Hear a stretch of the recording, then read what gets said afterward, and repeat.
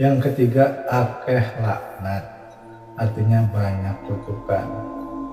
Mungkin kutukan yang dimaksud juga ada beberapa seperti wabah yang kemarin kita alami, Ya, seperti virus corona. ya, Jadi mungkin kita dengan tingkah pola manusia yang sekarang, apalagi dengan banyaknya tempat maksiat yang dipuji-puji, ada pelacur di mana-mana, itu membuat ada kutukan atau azab lah bahasanya. ya,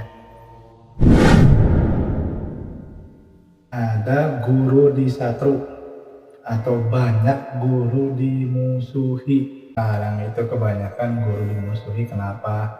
Dikarenakan banyak murid yang sudah tidak hormat ke guru. ya, Banyak murid yang lebih melawan ke guru dikarenakan gurunya terlalu keras.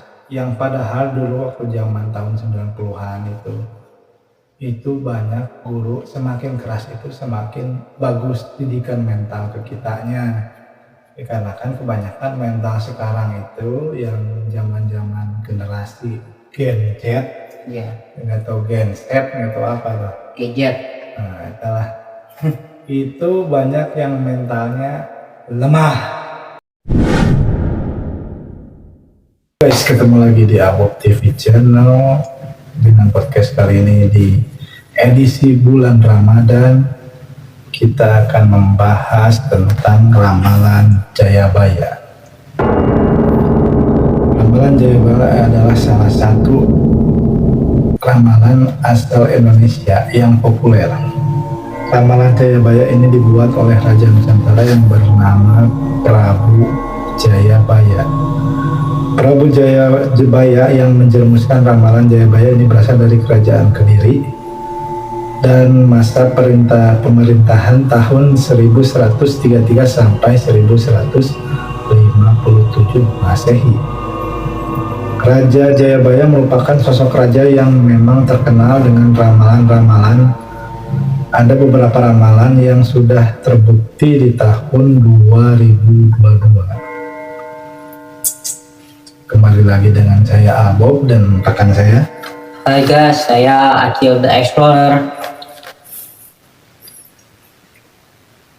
Kita akan meliput tentang beberapa ramalan yang terjadi di tahun 2022 ya. Isi ramalan Jayabaya yang 2002 terbukti dan tidak terbukti.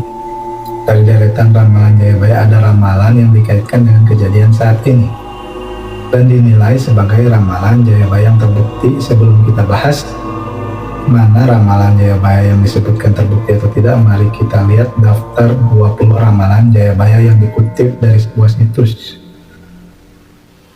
Yang pertama itu Umah ala Soyo di Pujo, artinya rumah maksiat makin dipuji. Gimana tanggapannya? Ya, rumah maksiat. Rumah maksiat itu ya kalau disebut juga kalau ke tempat-tempat itu dugem, ke tempat-tempat yang bar kayak gitu bang. Jadi sekarang itu kebanyakan kalau ke tempat maksiat diagul-agulkan dan dipuja-puja, sedangkan seperti tempat ibadah sekarang sepertinya jauh dari kalangan anak muda. Ya, Itu ramalannya relate sama tahun yang kita jalani dari tahun kemarin 2022 ya. Yang kedua ada wong wadon lacur ing endi-endi, artinya banyak perempuan lacur di mana-mana. kalau misalkan banyak perempuan lacur ya, setiap wilayah pasti ada ya, seperti contoh yang mangkal di jalanan malam-malam kayak gitu bang. Di tiap daerah-daerah tertentu juga pasti ada bang kayak gitu. Yang ketiga akeh laknat, artinya banyak kutukan. Mungkin kutukan yang dimaksud juga ada beberapa seperti wabah yang kemarin kita alami, Ya, seperti virus corona. ya, Jadi mungkin kita dengan tingkah pola manusia yang sekarang, apalagi dengan banyaknya tempat maksiat yang dipuji-puji, ada pelacur di mana-mana, itu membuat ada kutukan atau azab lah bahasanya. Ya. Dan yang keempat ada akeh pengkhianat. Nah, kalau akeh pengkhianat itu artinya banyak orang yang pengkhianat atau orang-orang yang mengkhianati kita. Contohnya sebagai misalkan teman bisa jadi mengkhianati kita. Alasannya kenapa? Contoh alasan kecil, merebut pasangan orang kayak gitu bang. Ya, bisa jadi banyak pengkhianat saat ini. Pengkhianatnya ada pengkhianat di masyarakat dan pengkhianat di Indonesia. Contohnya seperti pejabat. Itu juga oknum. Yang kelima ada anak mangan bapak. Artinya anak berani pada bapaknya. Ya, kalau mangan bapaknya jadi kebanyakan nih anak-anak itu melawan orang tua, ya seperti perkara kecil lah atau gimana, ya rata-rata anak sama bapak itu sering berantem bang kayak gitu. Ya. Yang keenam ada sedulur podo mangan sedulur. Artinya saudara makan saudara dan tidak rukun. Nah, kalau misalkan saudara makan saudara itu efeknya sih kayak itu ya, kayak sirik aja bang kayak gitu. Yang sirik misalkan ini tetangga punya anu, terus yang tetangganya yang satunya agak-agak gimana gitu, nggak suka kayak kelihatan gitu. Ya sifat iri dengki teh ada gitu di orang itu teh. Yang ketujuh ada konco jadi musuh. Artinya kawan jadi lawan. Ya. Jadi kawan jadi lawan itu ya awalnya contoh kecilnya gini, kawan ini punya sahabat. Nah main bola tuh bang, kalau misalkan yang menang kan rata-rata nggak nerima, jadi kayak berantem jadi musuh sehingga jadi lawan gitu. Karena kebanyakan kawan sekarang itu hanya baik di depan tapi nusuk di belakang. Nah, apalagi suka membuat fitnah-fitnah yang tidak masuk akal. Jadi berhati-hatilah kalau kalian punya kawan yang jadi lawannya. Bisa jadi dia bisa musuh dari belakang. Yang kedelapan ada guru disatru atau banyak guru dimusuhi. Contohnya kayak gini bang, dulu nih ya saya. Nah waktu dulu saya yang maksudnya dari guru dimusuhi ya, guru banyak dimusuhi gini. Contohnya saya dulu sekolah Jawa Barat ya. Yeah. Jawa Barat. Nah dulu saya sekolah di situ. Ya masalahnya sih sepele aja, sering kesiangan. Dijewer bang, saya dihukum. Nah temen-temen saya sampai dihukum, dijewer sampai digaplok ini ya sini kesini ya makin lama jadi musuh bang. Akhirnya ada yang menantang ya duel lah sama gurunya kayak gitu. Kebanyakan bang kayak gitu. Karena sekarang itu kebanyakan guru dimusuhi. Kenapa? Dikarenakan banyak murid yang sudah tidak hormat ke guru. Banyak murid yang lebih melawan ke guru dikarenakan gurunya terlalu keras. Yang padahal dulu waktu zaman tahun 90-an itu banyak guru semakin keras itu semakin bagus didikan mental ke kitanya. Dikarenakan kebanyakan mental sekarang itu yang zaman generasi Gen Z, nggak tahu Gen Z, nggak tahu apa tuh. Gadget. Nah, itulah. Itu banyak yang mentalnya lemah. Malah terbalik ya bang ya. Kalau ada yang protes boleh dah, silakan. Terus di komen ya kalau ada yang mau protes nih. Yang kesembilan, tonggolan curigo, artinya tetangga saling curiga. Kalau tetangga saling curiga sih ya pasti ada bang. Ya, contohnya dulu saya bawa orang, tetangga-tetangga pada ngomong-ngomong kayak gitu bang. Lo itu itu cina bawa siapa? Kok bawa harim katanya. Katanya harim nggak benar gitu. Ya. Jadi kalau tetangga ini kan ibaratnya kita juga kan konten YouTube nih di rumah.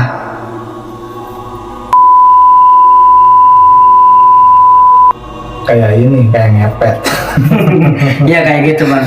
Jadi kalau konten creator khususnya itu kerjanya yang santuy, bisa rebahan juga, nggak kayak itu biasanya nanti anggapan tetangga emang agak seperti itulah. Agak pahit ya. Nah sekarang yang ke-10, pedagang akeh sing kepelaran, artinya pedagang banyak yang tenggelam. Maksud jadi tenggelamnya kayak mana bang? Jadi sekarang banyak yang dagang itu karena susah pembeli, karena ekonomi sulit, BBM naik, harga-harga pada tinggi. Jadi pedagang ya udah tenggelam sampai bangkrut ya. Rusak. Iya. Yang ke-11, wong utana akeh sing dadi, artinya banyak pejudi yang merajalela. Kesinggung. Pasti kalau ada orangnya pasti kesinggung. Nah, Judi loh. Tahu judi. Kesinggung pasti. Mencelot. Ya, yang pertama itu kayak slot, domino, Zeus kayak gitu. Domino enggak sih, domino itu pulsa kayaknya nggak usah modal ini ya, nggak usah depo ya. Ya kalau misalkan kalah terus kan ya habis sama. Kamu pakai duit? Iya. Kamu pakai duit? Kita tahu. Yang gitu. ke-12, akeh barang kang haram, artinya banyak barang haram. Benar, banyak barang haram sekarang. Karena sekarang haram sama halal itu beda tipis. Setipis tisu. Ya sebagai contoh lah, kayak botol-botol miras kayak gitu bang, barang-barang yang kayak gitu. Kalau botol miras emang keras, soalnya itu kalau ditakolin ke kepala juga jelas. Apaan Yang kalau yang haramnya mah minumannya, botolnya mah enggak, sok aja mau dimakan juga nggak apa-apa ya. Nah sekarang yang ke-13, akeh anak kang haram, banyak anak haram. Banyak anak haram itu ada beberapa penjelasan. Haram itu bukan berarti anak di luar nikah saja, ya, tapi anak yang dinafkahi oleh uang haram itu jatuhnya tetap anak haram. Seperti koruptor, nah itu pejabat yang korupsi, anaknya dikasih uang hasil korupsi, otomatis anak itu ya jadi haram. Tapi kadang-kadang bang sama orang yang dikasih uang tapi langsung dipakai mabuk bang. Ya, sama apalagi itu double kill itu. Udah masuknya duitnya haram dipakai yang haram, apalagi bawa Rubicon. Rata sih bang kayak gitu. Yang ke-14, wong wadon ngelamar wong lanang, artinya perempuan melamar laki-laki. Kok balik ya bang? Nah kalau sekarang itu populasi lelaki dan wanita perbandingannya sudah besar, antara 4:1 atau 9:1, itu terserah penjelasan masing-masing. Iya. Jadi kalian yang jomblo jangan takut. Kok kayak gitu bang? Dikarenakan populasi wanita itu lebih banyak. Masa sebanyak itu kagak dapet? Ya. Nanti juga ada. Ya kayak saya ya, sabar aja lah. Itu juga kalau nggak lupa jalannya. Yang ke-15, wong lanang ngasura derajate dewek, laki-laki menghina derajatnya sendiri. Contoh kayak menghina fisik sendiri dulu. Nah Kayak gitu. Ya sebetulnya itu jangan. Kalau ngehina fisik sendiri itu nggak boleh, ngehina orang lain lebih tidak boleh. Iya. Karena kenapa, semua kita itu ciptaan Allah. Kalau kalian benci atau kalian menghina, itu ciptaan Allah, berarti kalian menghina Allah secara tidak langsung. Jadi makanya hindari yang seperti itu, apalagi gibah. Ya jangan ya. Ya bulan puasa ya. Kalau nggak bulan puasa mah tetap nggak boleh. Kata siapa boleh? Dengerin. Tapi kalau ada orangnya didodet bang gitu. Oke, yang ke-16. Akeh barang-barang melepuh luang. Artinya banyak barang-barang yang itu kebanyakan orang-orang itu membeli barang seperti di online shop, beli banyak barang tapi kadang tidak terpakai dengan maksimal dan akhirnya dibuang kayak gitu. Jadi kalian yang punya duit, daripada kalian buang itu barang, mendingan kalian sedekahkan sama kita aja, nggak apa-apa, kita nerima kok ya. Kalau mau donasi boleh, linknya ada di bawah, donasi aja, bantu. Oke. Yang ke-17, akeh uang kaliren lan budo, banyak orang lapar dan telanjang. Sekarang itu kebanyakan orang itu daripada mementingkan untuk gaya pribadi ya. Jadi sekarang lebih mementingkan isi perut, dikarenakan ekonomi sekarang sulit. Sekarang jadi YouTuber juga sulit. Ya, pasti bang, banyak kesulitannya. Ternyata sulit juga jadi YouTuber. Kalau misalnya jadi YouTuber gampang, mungkin saya sudah kaya sekarang. Tapi nyatanya belum. belum terlaksana ya. Tapi sabar, tukang bakso di depan. Yang ke-18 ada wong tuku ngelenik wong dodol. Artinya pembeli membujuk penjual. Pembeli membujuk penjual. Etate yang beli nawarna kacira, atau enggak nawarnya sadis. Terlalu. Apalagi itu yang jual ibaratin nenek-nenek atau enggak kakek-kakek yang emang ekonominya sulit, harganya sudah murah tapi masih ditawar itu jangan itu sabar itu ya, yang ditawar segitu juga bang. Aduh. Ke-19 ada sting dodol akal okol penjual, artinya membujuk si penjual. Lah kebalik, ini membujuk si pembeli balik. Jadi kalau yang sekarang itu dari segi marketing kebanyakannya pembeli itu ngerasa dirinya raja, tapi raja kok nawar. Iya kalau gitu. Ya sampai udah ditawar, udah segitu harganya tuh masih di itu bang, masih dikasih tahu ya udah segini katanya harganya, udah di kayak kata Sundanya mah udah dilempengin lah kayak gitu, masih negosiasi kayak gitu bang. Jadi ada satu nih pertanyaan yang emang pedagang ini biasanya susah untuk menjawabnya. Tahu nggak pertanyaannya kayak gimana? Nah, tahu nggak pertanyaannya? Tahu bang. Nah, pertanyaannya itu nanya-nanya aja barang dibeli kagak. Nah, kayak gitu. Ya, lu kan kayak gitu kan lu.